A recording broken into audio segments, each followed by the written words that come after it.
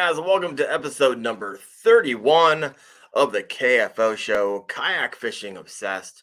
Guys, if you love kayak fishing, there is no better place to be on the planet than on this live show right now. I got Larry Melton Jr. tonight, and we're going to have a good old time. He's down in Destin, Florida right now, trying to catch some saltwater fish, and he hopped into his truck to give us a little bit of his time, so I'm pumped about that. Before we bring him on the show, I got some news and updates for you guys. I'm really excited that the podcast is going strong. So if you're listening in on the podcast right now, we're pushing over 700 listens an episode, which on the replay on the YouTube, we're probably getting around in between 5 to 900 listens and views. So I think the podcast has officially kind of overtaken when it comes to listeners out there. So thank you so much if you're listening in there. I would love to hear from you if you're out in the podcast. I don't think I have my contact information out there, but head over to my About page on my YouTube channel, and there's my contact information in there. I'd love to hear from you if you're out there listening on your way to work or wherever it is that you're listening to your podcast. Guys, I don't ask a whole lot of individuals, but hey, I would love for you to be a channel member. If you're not familiar with what that is, I'm not going to like super sell that right now, but head over to my YouTube channel, hit the join button and click it. And it shows you all the options. It's really where I go the extra mile.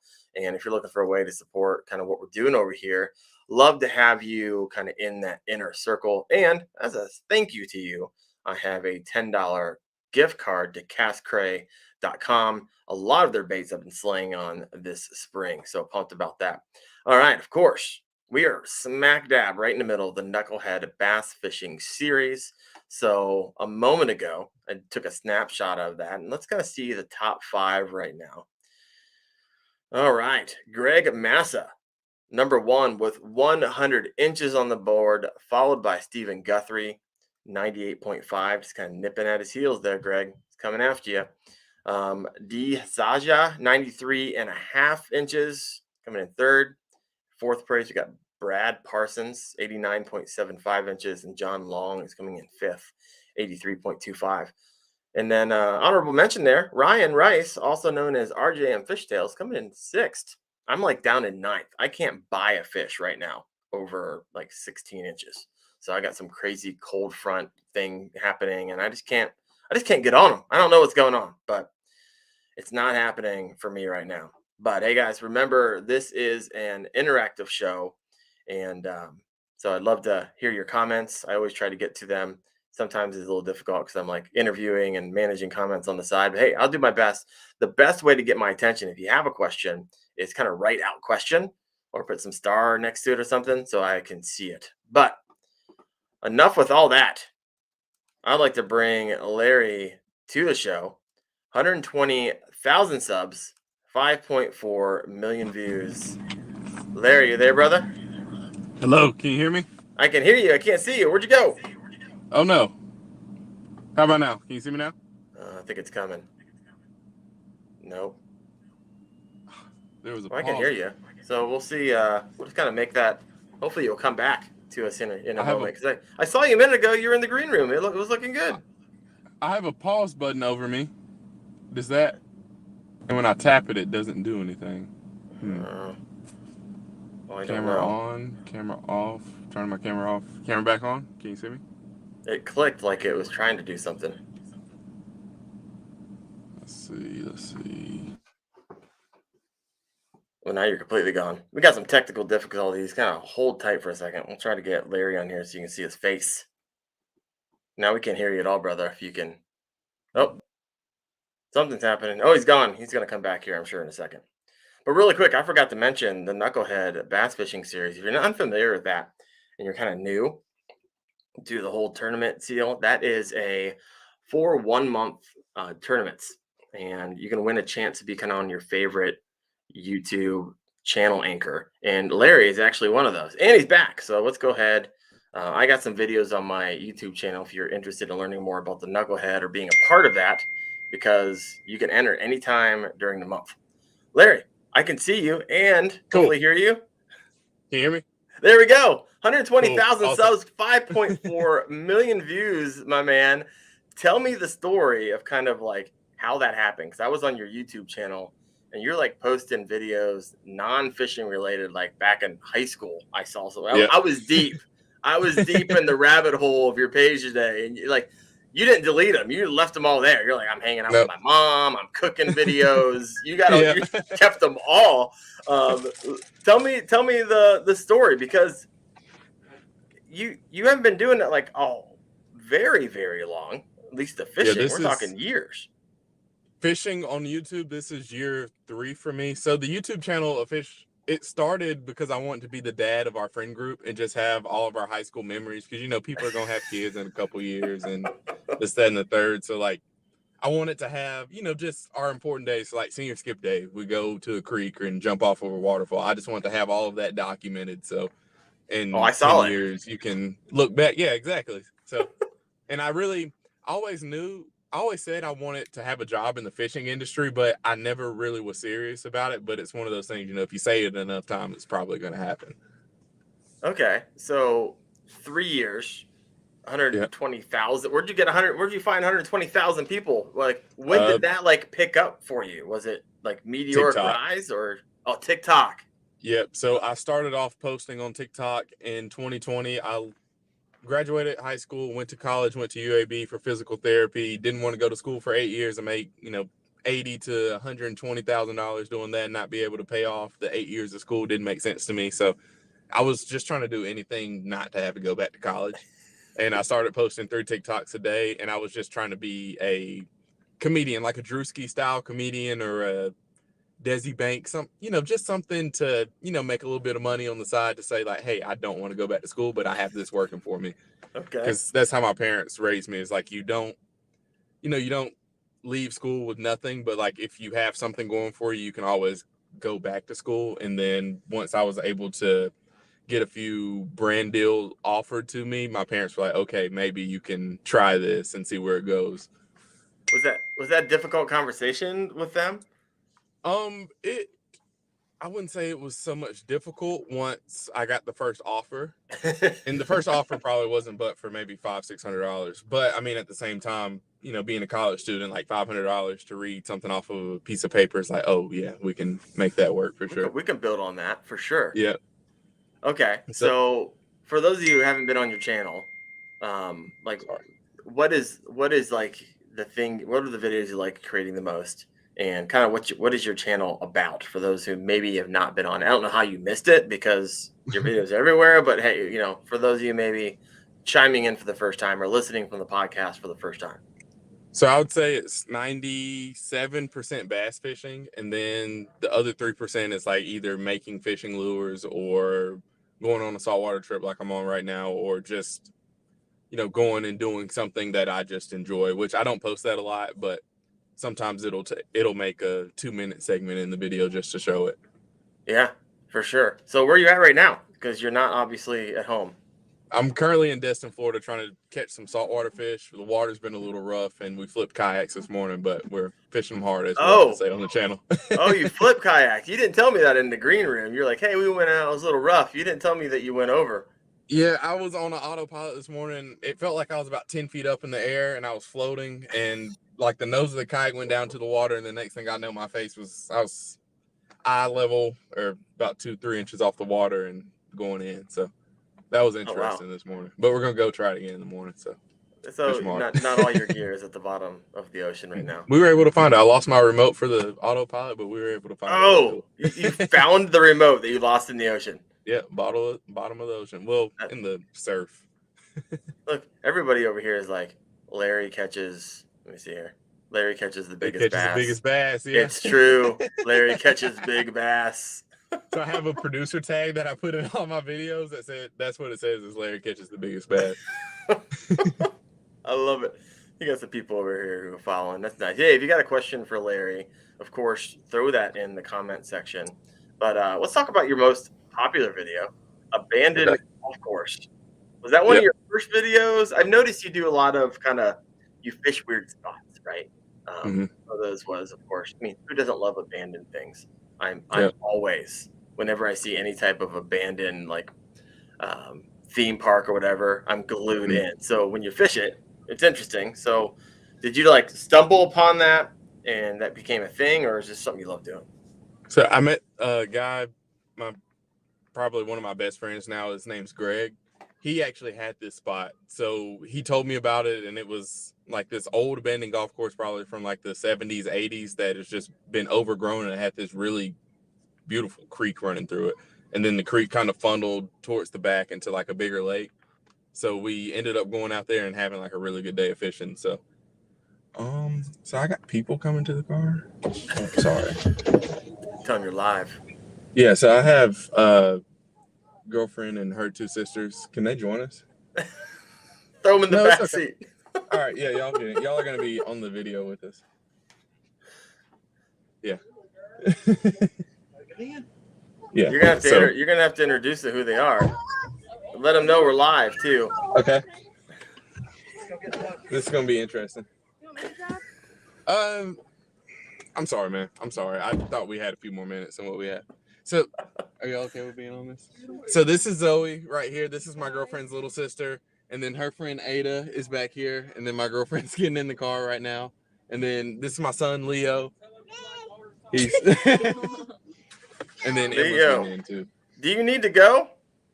No, we're fine. We're fine. All right, good. We're good. All right. This is I was not expecting this. We're just gonna roll with it.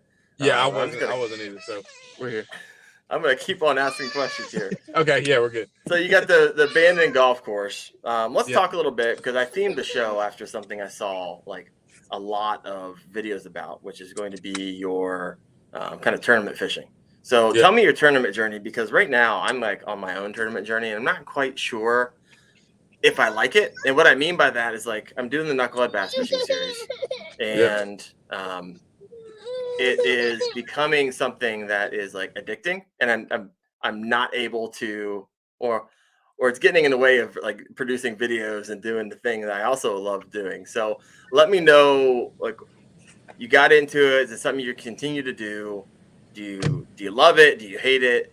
Do you do it for the money? Like, what's the inspiration behind it? And then talk a little bit of strategy. Have you won any? So take a deep dive for me. I wish I could say I was in it for the money, but I donate more money to the winner than I've probably won. But I really, I've played sports my whole life, and I've just always enjoyed competing, and then fishing's my new passion, just because I didn't play sports in college. I played all through since elementary school. So I think it's like the mix of being able to fish and then have that competition, and then also being able to compete with other guys that are local to the area. You can kind of see how you are in your home bodies of water, and seeing if you can, stand up to the people that you're fishing against. Yeah. And what have you found? I don't know.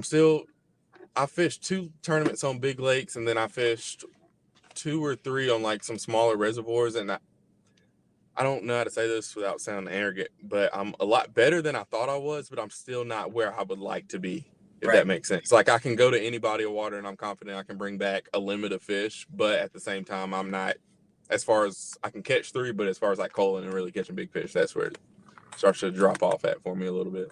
Yeah, I hear you there. I not ever being in a tournament until the Knucklehead, I always thought, like, I wonder where, if I actually started posting up fish, where I would fall in the realm of a lot of really great hammers and anglers out there. And I actually surprised myself. I mean, the fact that I get in the top 10, at least in my little small group of 40. Now, I understand I'm in a really small pool, and I'm not, I understand all of the things. But I'm like, all right, I'm not like awful, which is good, because I teach people to fish and kayak fish. I should be relatively good at it. But here's the thing. And I was talking with the aggressively average anglers not too long ago, and they said something. I was actually editing their video this past week, and I was like, that resonates with me. And they're like, you know what? I don't need to be the biggest hammer out there. This is them talking, by the way. I don't need to go out and catch the biggest fish. Now, I am confident that I can go to any body of water. We can get fish, but they might not be the biggest.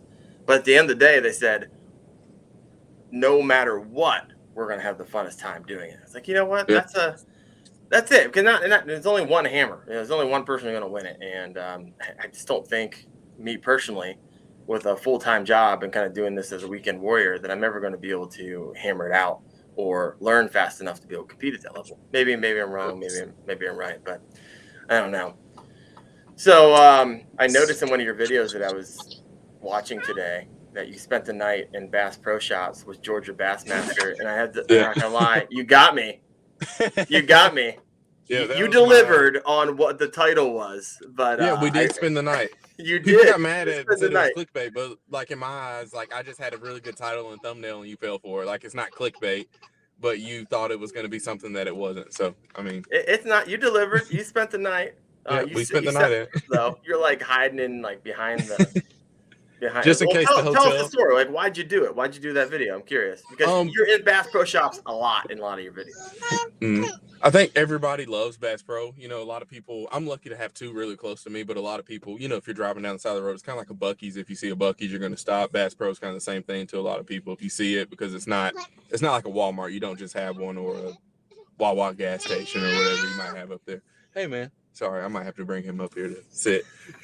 But it'd be his first live show. It'd be great.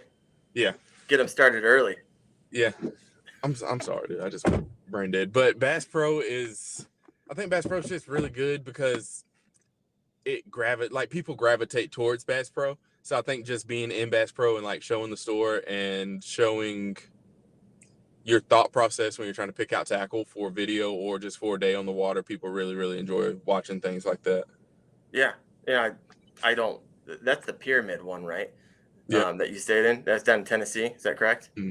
Yeah, that one's like massive. Memphis. You're walking through the store, and I'm like, what? They have all kinds of stuff that's not in my Bass Pro Shops.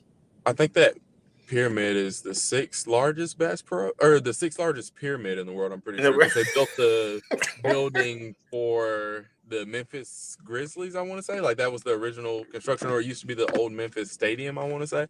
Okay. And then they were able to. I'm not sure if it would be Johnny Morris or whoever was able to buy it and turn it into Bass Pro.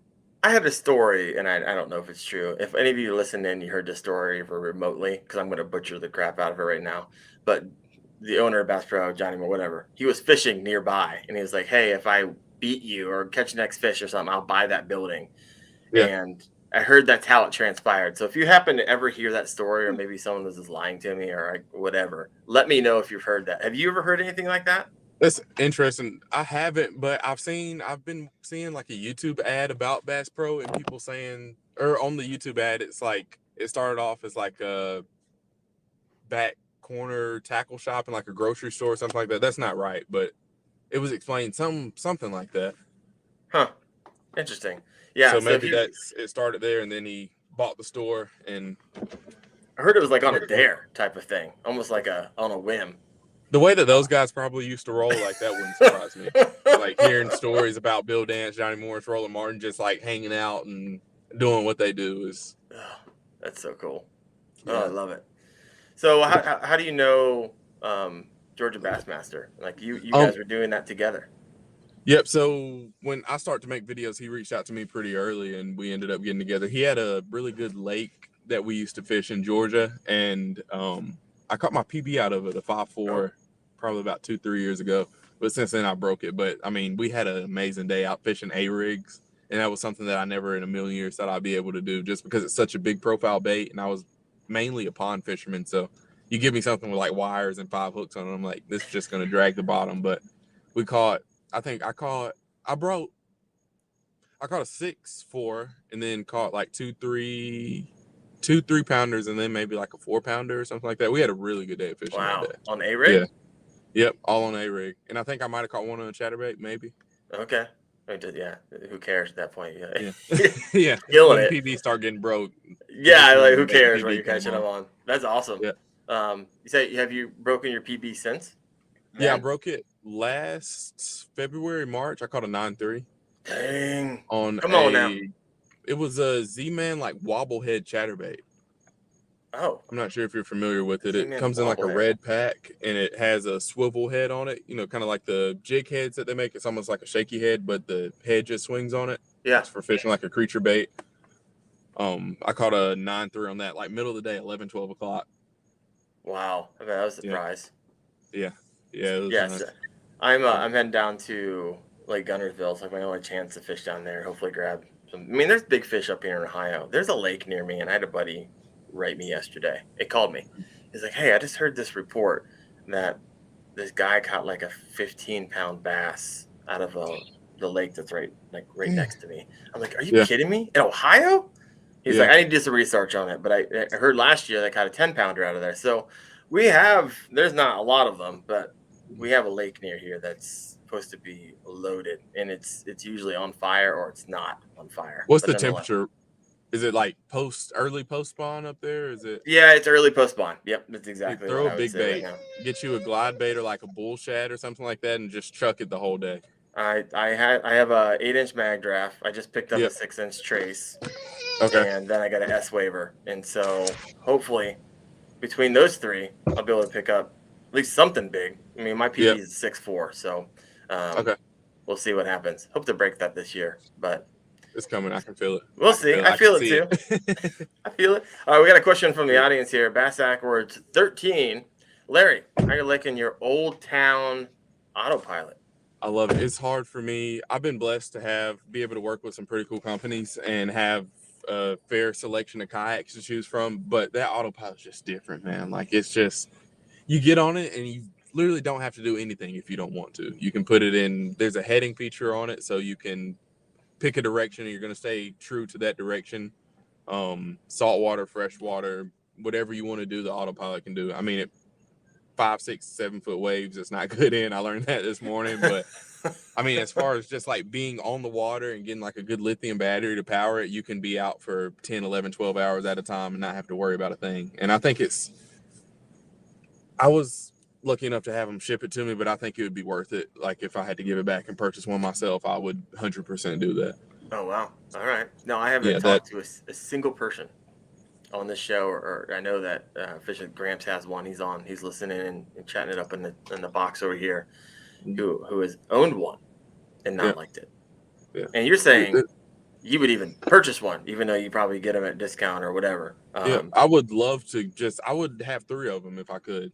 I mean, you can only use one at a time, but like, I would just have them just to have them. That's how much I love it. Like, it's just, once you get on it, you don't want to fish on anything else. Like, if you gave me a Pelican kayak, like a Pelican Catch 100, I wouldn't know what to do with it. Like, where's the trolling motor? I don't have a rudder, anything like that. Yeah. So when you flipped your yak today in the ocean, I mean, did you have your bat? You missed had everything tethered. But I would imagine if you're fishing mostly lakes and ponds, you might not have had that tethered. Apparently. Oh yeah, I have everything tethered because I'm just clumsy as it is. So I have scissors, pliers, the fish grips like the Rapala, the long fish grips for the toothy fish. I had all that tethered. I didn't have, it's gonna sound horrible, but I didn't have my kill switch on because we were paddling out in the surf. So didn't have that on, but luckily the kayak, the motor was kind of turned a little bit, so it just circled around and I was able to catch it and grab onto it. Oh, wow. So you got kind of lucky.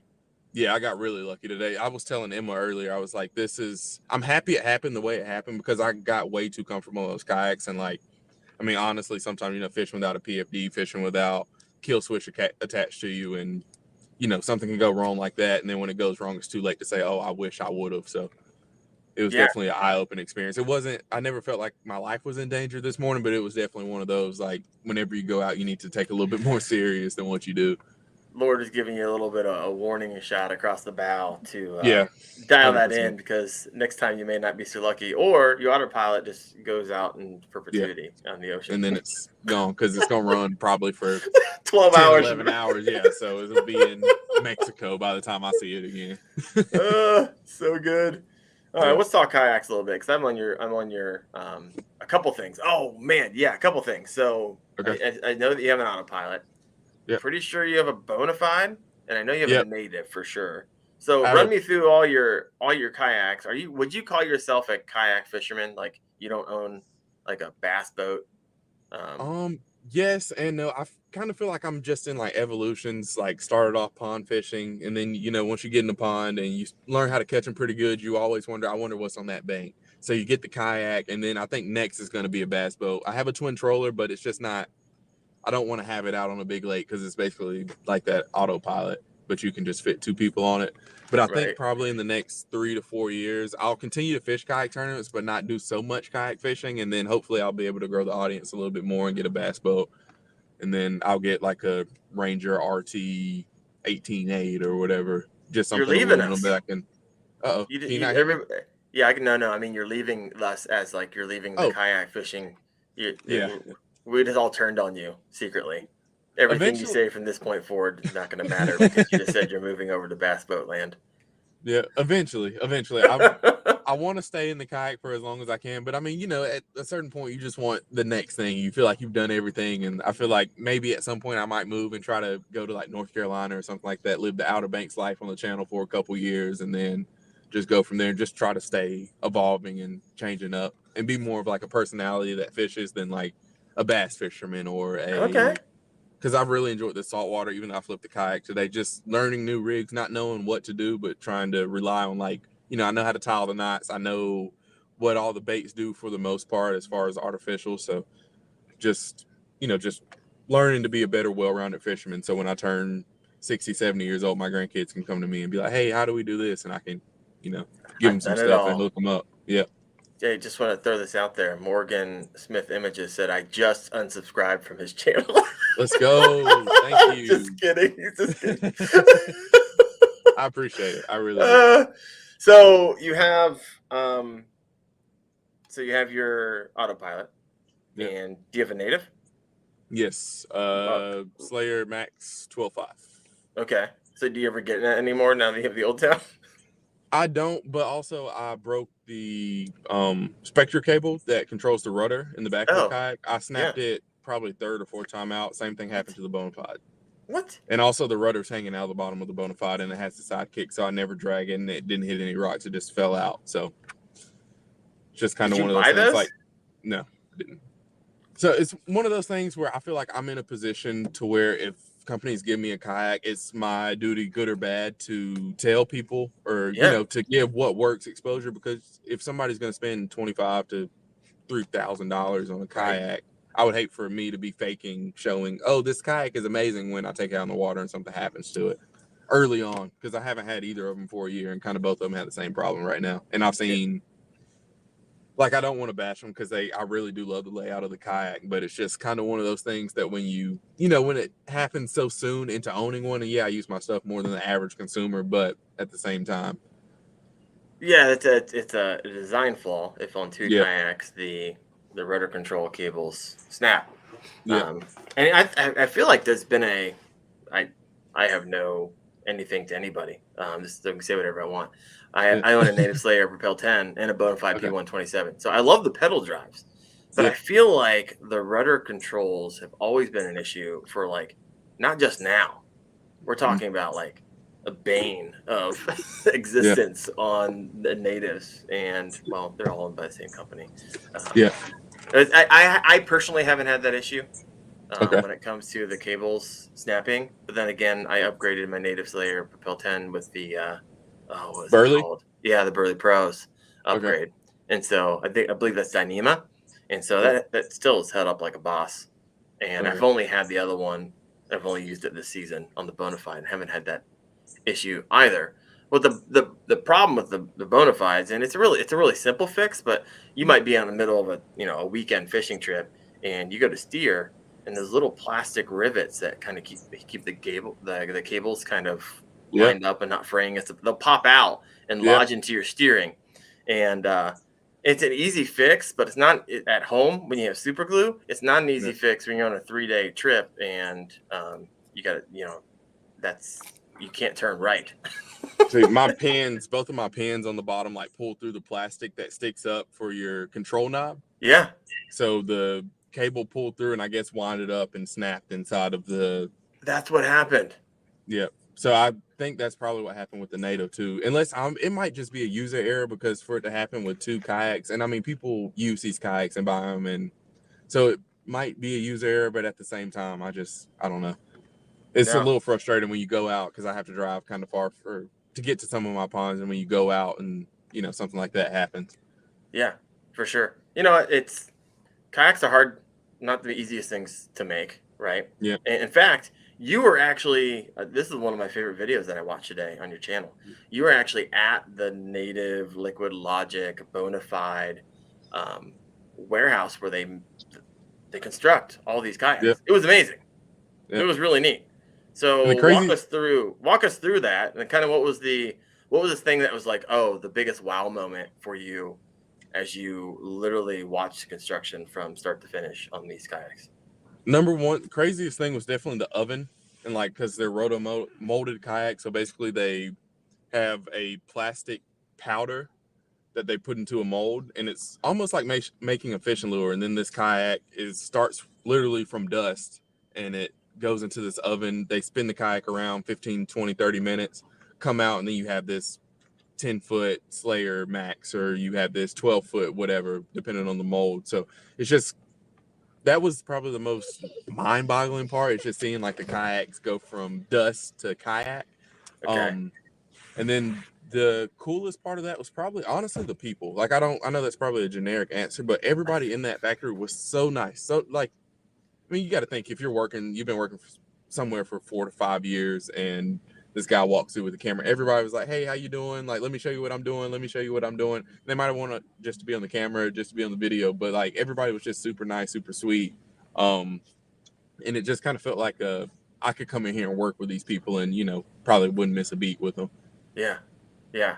So from start to finish, they're basically, and I saw it, you guys can watch the video really quick. There's these huge vats of like plastic powder, right? Yeah. They're picking them out of buckets, they're throwing them into this mold. And then Yeah. what does it go into the oven and then they bring it out and it start moving in every different direction so it starts to cool? How's that work?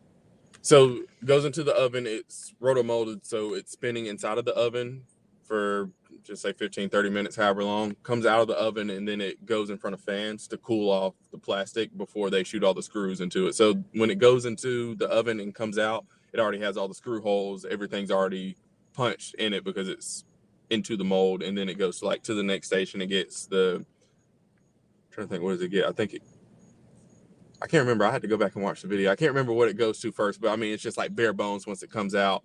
And they're shooting screws in for maybe like H rail or accessory rails and things like that. Yeah. And then they have different stations. They make the seats in house. I thought that was crazy. They have a whole sewing section of the factory where they sew and put their seats together. Had a really crazy stock of all the different kayaks. I'm trying to think. How many do they pump out a day? I think I said it in the video. I can't remember, but if I had to guess, I think during COVID they said 500 to 600 because everybody was Whoa. fishing. Oh yeah, they need to pump those things out. That might be a little bit on the high side. That might be an inflated number, but I want to say it was up there because I remember kind of being blown back by it because they have 3, maybe 4 ovens, and then they can put 2 or 4 on a mold or on the roto mold machine at a time. Okay. Actually, I think I remember. I think you said 75 on the average day, but they could pump out 175 to 200 if needed. That sounds right? better. Yeah, that sounds better. Not 500. 500 is a lot. That is a lot. Man, that's a ton of giant kayaks. Go. So when we talked about this, and you guys trying to piece it together in your mind, take a moment, head over to Larry Melton, not right now, but head over to his channel and check out that video if you're like ever curious about like how do they pump out these giant kayaks and how they're made. It was very sweet. Like he's talking to the person putting together the propel drives in the back room, right? He's talking to the guys, he just walks you through. And it was eye-opening for me. I knew it because I read a lot of that stuff before of how these things are made, but never actually was able to see it. So well done. Where are they located at? North Carolina. Okay. Fletcher, I want to say Fletcher, North Carolina. So we went up for Red Crest and then ended up going over to the facility from there. Okay. There you go. What was I saying? I saw a couple of comments over here. Oh, little bass. You got a Bass Raider. I had a Bass Raider. Larry's little Bass Raider is dope, but you don't have it anymore. I had it, and then I ended up selling it when I got the twin troller. Because the twin troller was it was before the autopilot, so it was just easier to use at the time. It's foot pedal controlled. It's like a 0-turn lawnmower with your feet is what I tell everybody. So both feet forward to go forward, both feet back to go back. It was nice, but it had a major flaw too. It couldn't get wet. So if it start raining or you forgot to put the drain plug in, it wouldn't sink. But when the water got around the feet controls or the foot pedals, it would stop working. So that one's kind of been sitting in the yard. And if somebody comes down and we want to go out and fish, we'll go out on that. But on a dry day. Yeah, on a dry day. And that just doesn't make sense to me. How do you make a boat minor flaw? Can't get wet? Yeah, that's a pretty big deal. I mean, and that boat is so expensive. So expensive. And it just, I don't know. That's the problem to me. Yeah, I think the problem the most. Hey, when my boat gets wet, it doesn't work anymore when it rains. I love fishing in the rain. So I mean, I've been fishing recently with my scupper plugs out. My whole bottom of my kayak's like full of water half the time. But Yeah. so you have a lot of videos. I've noticed, not a lot. I mean, how many videos do you have up? Maybe do you know? I don't know off the top of my head. I Okay. want to say I've passed 300 though. 300, Oh, nice. 400. Yeah. So you don't do many shorts then. You're talking about full length, like. Yeah, I've just seen with shorts on some people's channels, it seems like it kind of hurts their longer form content Yep. views. And Yeah. I made a second page to post shorts on, but I really didn't stick to it. That's how I started, but I kind of want to. It just makes more sense to do YouTube, like full form, full length content. And I've been thinking about bringing somebody to work with me on just doing 100% shorts because that's the best way to grow right now. That's really the only way to grow organically is through doing short form content, in my personal opinion. No, I hear you. I've been doubling down on shorts recently, and I mean, stupid doubled down. I think I'm doing 3 a day right now, and but it's working. Like they're pushing them like crazy, and so I mean, this last week I think I was like 100 subscribers a day, just and I'm pushing short. And I'm doing long form too. I do 3 videos a week. I'm don't do what I'm doing because I'm eventually going to burn out, but it's I love it. It's a lot of fun. So I'm pretty good at grinding it away. But so tell me about. I was interested in this video that I saw on your channel. It said fishing a prison pond. So I work for Prison Fellowship, which is a ministry that serves men, women, and children impacted by crime and incarceration. So I'm like, all right, I'm curious there. Do you have to get like special permission to do that? How'd you find that? I'm curious. I'm just curious. Where were you at? So I had a couple cousins that are COs at that prison. Okay. Yeah, so it was just kind of. That was before you had the in. I probably had 1,500 subscribers. Can you hear me now? My bad. Yep, I can hear you. Good. I probably had 1,500 subscribers when we went to that pond, and really, my dad probably had one of the better days ever working. I'm sorry. It's all good. I had to take some working was in the takes. Me and my dad had probably one of our better days of fishing at that pond. Probably one of our best days ever. We caught maybe 2 or 3 4-pounders at the time, which was a PB for me. I didn't have a scale, but definitely like a really, really good day of fishing. Yeah. So if you were back up where you live, which is Alabama. Alabama. What do you have? What do you have tied on right now? I was back home. A big worm, like a big Berkeley power worm, 10-inch curly tail. A frog, for sure, fishing weed edges and a slobber knocker chatterbait. Okay. So I mean, it's Alabama. Right. I mean, do you love slobber knocker because you're affiliated with Berkeley, or do you love slobber knocker because you think they outperform all the other bladed jigs out there? I haven't done a head-to-head comparison, but I really like them just because I think they're just different, especially when I first started fishing them in some of the ponds that I fish. It was a night and day difference of like fishing a traditional Z-Man bladed jig because that's what everybody bought. Like everybody that I would fish a pond with, nobody's really buying jackhammers because those are $20, even though the slobber knockers are kind of pricey. But everybody's fishing the $4.99 bladed jig, and you throw something that's different. I think I don't know. I think it's just different. Here, I'm gonna bring Leo in. Bring him over here. His first live show. I'm about to start working with the cameraman. Leo hasn't seen the channel yet, but we're gonna go bluegill fishing. Can you say hi? Can you say hi? Hi. What's up? So welcome to the show. You're getting the reveal. First reveal. I love it. Leo. He's a natural. Yeah. Natural. Can you say what's up? Can you flex? Show me your muscles. Can you flex? Stand up and flex. Show me your muscles. Can you flex, man? You got a cute kid there, man. I love it. Thank you. I just took both of my girls, 7 and 5, out fishing, and they caught their first bass ever. Oh, cool. They've caught bluegill and catfish and stuff before, but first cast, both of them, and no surprise to anybody on my channel, taught them the wacky worm, the first thing. So real pause, and bam, slammed it, bass after bass. And man, that was, I think I posted a picture on my channel of my little river. Her smile was like a million miles. So that's not bad at all. So we're talking about the slobber knocker, and I'm curious because everyone, not everybody, but a lot of times you're like, oh, this bladed jig's $20. This one's $4.99, and it's the same thing that runs by the fish majority of the time. So there, I believe if you're out there all the time, like you are, like I am, I really truly believe that something just a little bit different, a vibration that's a little bit different than the same $4.99 chatterbait rolling by. It doesn't mean you won't catch them on it. It just maybe I'm in my head too much, but I feel like that difference is like, oh, it triggers, like, because a lot of these fish get conditioned. Oh, that's a little bit different. And so something like this lobber knocker is maybe that just a little bit different. Because I did a poll recently. I was like, oh, what's the top?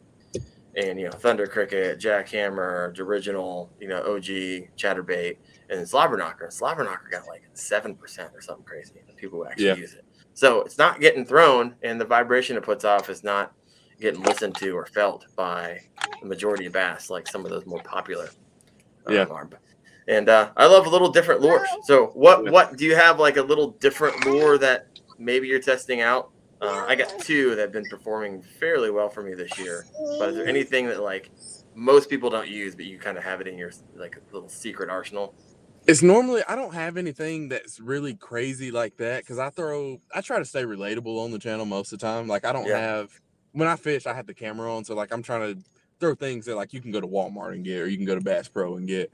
But a couple of things that I found there, Z-Man makes this like willow head blade thing that you can put like a grub behind. I don't even know the name of it. I found it in the back of my tackle box one day, tied it on, and it was one of those days where you're just not catching them. And I mean, it was just like turned on. I didn't have the camera on that day, but it was just like the fishing just turned on out of nowhere. And I mean, we were catching 3s and 4s off of like brush piles in the middle of the lake. Wow. No fish finder, just every cast. Me and one of my buddies back home, had a really good day on one of those. Another thing that I got turned on to was a spy bait.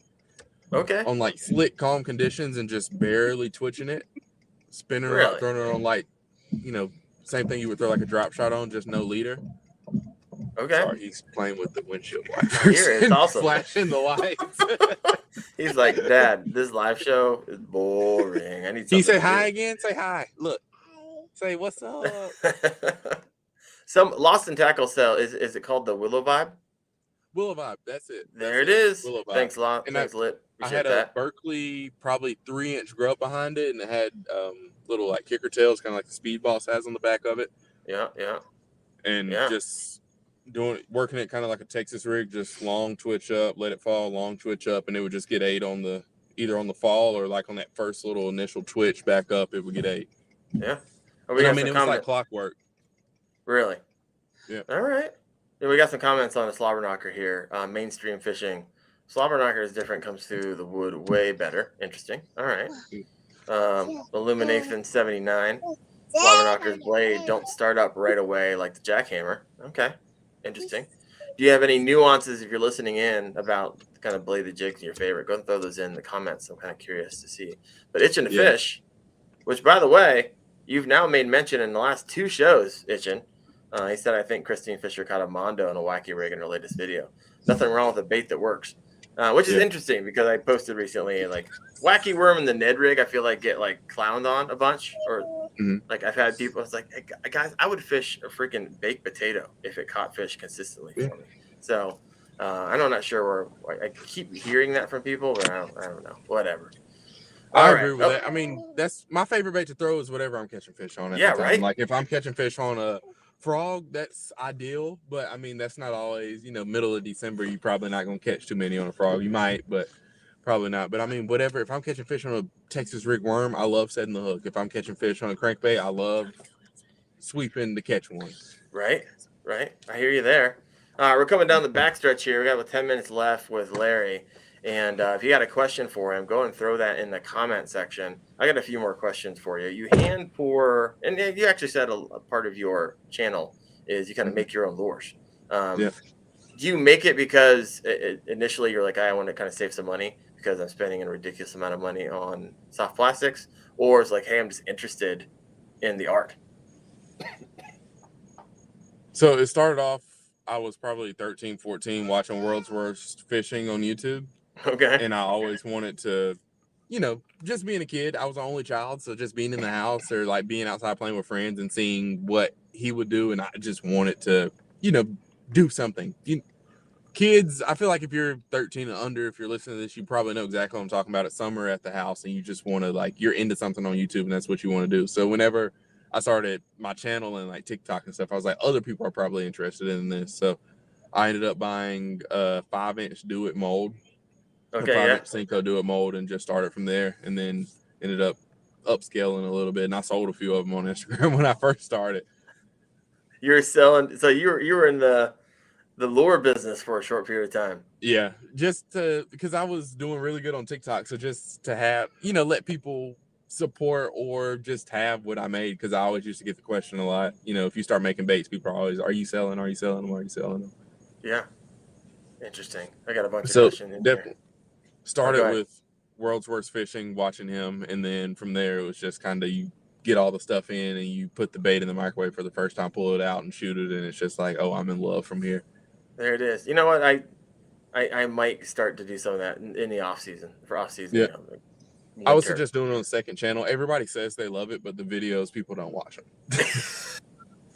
So like I've thought about trying to set up something nice and having it like a Bob Ross, but like Larry's bait making type of deal. Oh yeah. So it's or like a Marlin baits type of deal, but I'm just doing soft plastics and trying to figure out how to do cool color combinations that catch fish, not fish, or catch fishermen and fish, but probably more fishermen. Right. And finding just cool things to mix into the plastic. I made gold Zincos or, just things that are different, just entertainment. Yeah. No, you mentioned your TikTok a couple times, and you alluded that it's pretty successful. Give us some. What do you mean by pretty successful? What's that? I haven't seen your TikTok, so I'm curious. I had some days where I was growing 20,000 followers a day, and I have screenshots in my phone. If somebody thinks it's cap, DM me and I'll send them to you. But it's just like you were doing, like you said, you're posting 3 times a day. That's what I was doing every day.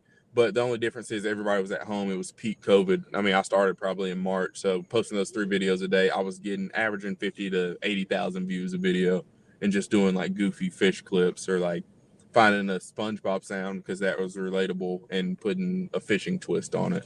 Yeah. No. So 3 posts a day, and then if I would go fishing, I would just record every fish I would catch and just save it to the drafts for a rainy day. Because sometimes people just want to see hey, I'm out here fishing and I caught a fish on a wacky rig or whatever. Heck yeah, wacky rig. Man, good for you. That's great. So you still keeping all that TikTok up, I'm assuming. I post here and there on TikTok. It's not the same as how it was in 2020. I mean, you could post a video of your big toe and it will get 5 million views. But now you could post catching a 10-pound bass and it might get 30 to 40,000 views, which is a good number, but it's just not. It's not the same as far as time spent versus the ROI on it is not the same as how it was. Right. And there's 3 years ago. Not a lot of money to be made there on TikTok. Yep, that's the other part of it. Spending 2 hours a week on TikTok, I'd much rather spend 2 hours a week in the shower brainstorming video ideas because that's where all my thinking gets done, and it just makes more sense. Yeah, for sure. All right, we got some questions here. We're going to finish off because you got a crying baby in the background, but I'm going to keep you for the last 7. No, you're good. You're good. Morgan M. Smith Images says his top secret bait right now is a banjo minnow. My man, I just had a channel member send me some OG version 1 banjo minnows. And so I'm pretty pumped about that. Even came with all the hooks and the weed keeper, whatever it is, also known as rubber band. So there's going to be a video coming out with a banjo minnow here soon. But Mainstream Fishing's got a question for you. Larry, how has the fishing been this month thus far for you? A big slowdown for me, especially in size. That's a hard question. I hate when people ask that because doing YouTube, you have to catch fish. Yeah, right. So I feel like when people say the fishing's bad, you just went out that one day. But if you could make time to go out 6 other days of the week, or try to make 4 days of the week and go out, you probably could catch fish. But the fishing's, it's not always good, but it's been pretty good. I've been catching pretty decent fish on the big worms, slobber knockers, and sometimes a small frit side too. That always seems to catch them. But it's been here recently. It's been pretty decent. It's good. Hey, you just gave away the juice. So if you live anywhere where Larry lives, Be throwing some of those on, you might find yourself into a mess of bass. All right, fishing with Gramps, my man. Oh, Fishing Grant. Yeah, he says, Larry ever say what? Yeah, go, dude. I have watched. If you're still on here, I have watched your kayak loading video, how to put it in your truck. Even though I know how to load mine, I just love your content. And then I also watched you rig out the Old Town autopilot. Like I can't tell you how many times I've watched your walkthrough video of the lights because your battery box is in the exact same place as mine is, and like it's just certification that I'm not doing things wrong. Awesome. Yeah, Gramps is freaking awesome.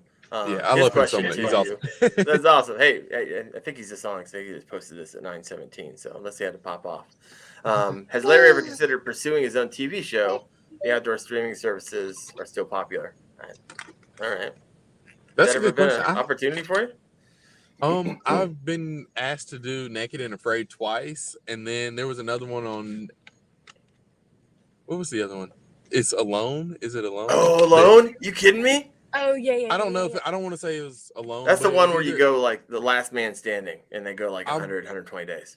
I want to say it was that too. I think it is that. Yeah, I'm pretty sure it was Alone. But I've done Definitely Naked. I haven't done Naked and Afraid, but I've been asked to do Naked and Afraid twice, and then Alone one time.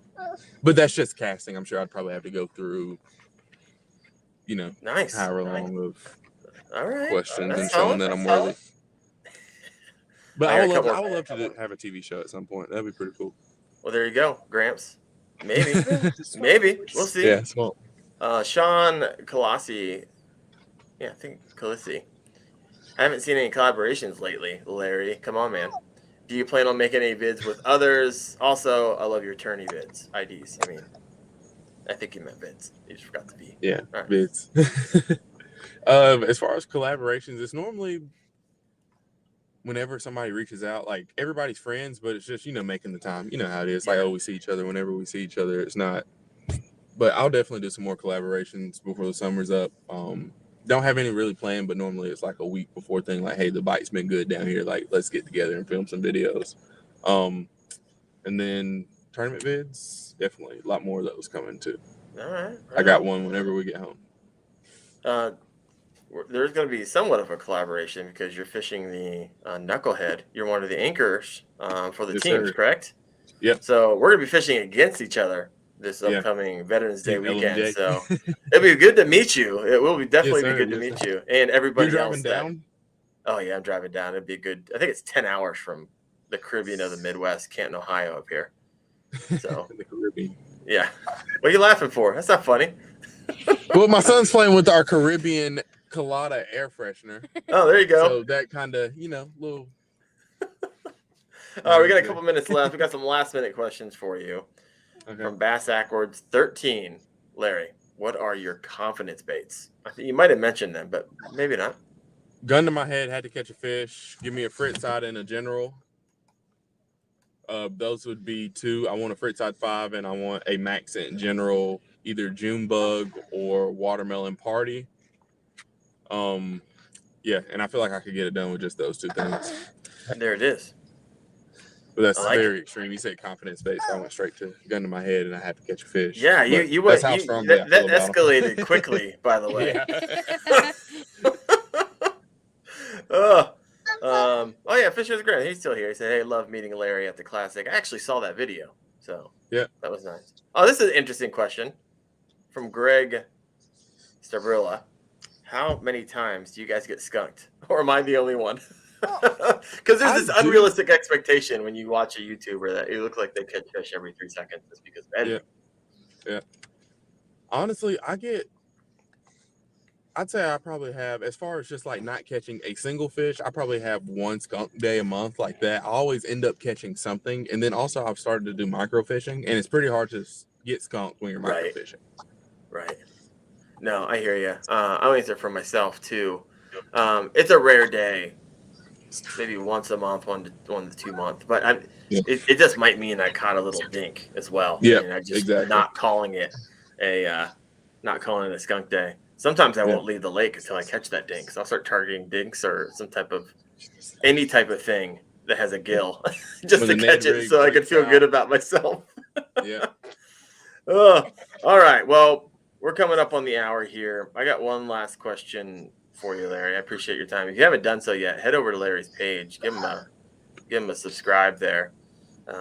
But what should we look out for in 2023? Because it sounds like you got plans. And kind of secondarily to that question, do you have like where you want to take it? I think I kind of heard it. You're like, I want to go to Outer Banks. I want to do this. I want it to kind of evolve into this. But 2023, what should we be on the lookout for from your channel? Hopefully the biggest bass, hopefully, first of all. And just enjoying fishing and just enjoying the outdoors, having fun with it, and just taking y'all along for my days. I go on whims. I couldn't tell you what I'm going to be doing in 3 months, because if I have an opportunity to go catch sturgeon in Alaska, I'm going to go do that. And that's probably whatever my passion is at the time. That's probably what you're going to get. So hopefully you guys like me for me, and we can grow together in that. Heck yeah, man. You know, That's the a very beauty. bland answer, but No, it's not a bland answer. I mean, at the end of the day, the beauty of, anybody, there's so many guys and girls out there creating videos, right, around fishing. yeah. And the reason that we all kind of gravitate towards certain channels is because of the vibe of that particular person, how they communicate, their humor, how they present information and do the research and study. And so, yeah, you want people to like you for you. Because that's part of the gig. Right? I like a lot of the people who write comments every day for them, and so it's a lot of fun. But hey, I probably kept you a lot longer than I should, because you are fine. You are fine. But thank you for your time, and if you have not yet done so, head over to Larry Melton Jr. is his YouTube channel. Any other places that you post regularly at? Mainly YouTube. I do here and there Instagram Reels and just like Instagram stories, and that's lmelton.21. Yeah. And then the TikTok is swaggy.latrell1. That there you go. username is a long story. We don't have time yet. Caro Ferg says, even y'all, Ellen Jr., love his channel. Been watching you since early on. So thank you. I appreciate it. This is great. This is great. Say bye-bye. Say bye-bye. See you later, buddy. Hey, everybody. Hey, Larry, thank you for your time. Thank your Yes, family sir. as well for kind of letting us borrow you for an hour here. And I will see you Veterans Day weekend, my friend.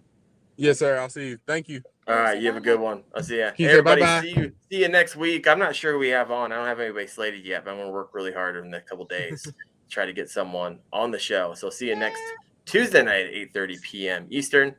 You guys have a good one.